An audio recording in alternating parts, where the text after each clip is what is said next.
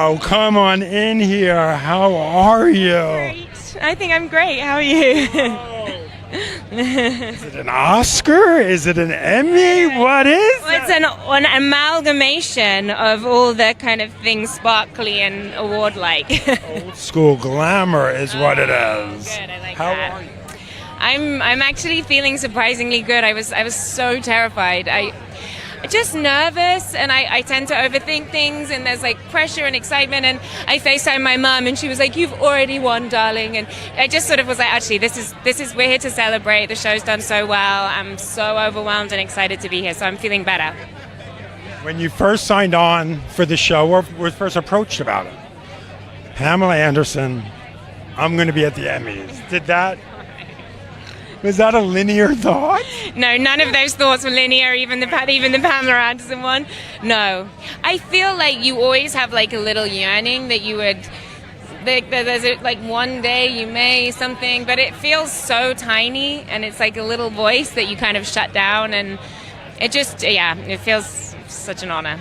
And speaking of not tiny, you're in a show with a very large talking penis. Good segue. I've had too much energy drink. So, okay, I got the giggles. But when you saw that written down on the script, what went through your mind? Were you able to picture it? I don't know how to answer that. You know what? It's actually from Tommy Lee's book, Tommyland. So I'd heard of this idea where he gave his penis a character and a voice and a name, and he chatted to him like a friend, And so it wasn't as shocking as if you'd never read the book and sort of understood that notion, but it's still pretty wild. I mean, it's bonkers. And when I saw it, I was checking out my prosthetics, and they showed me his prosthetic, and I was like, wow, there it is. Just lay it out on the table and be like, this is it.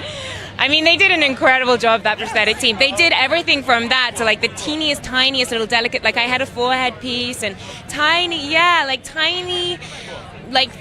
things that you wouldn't notice. And they were very skilled.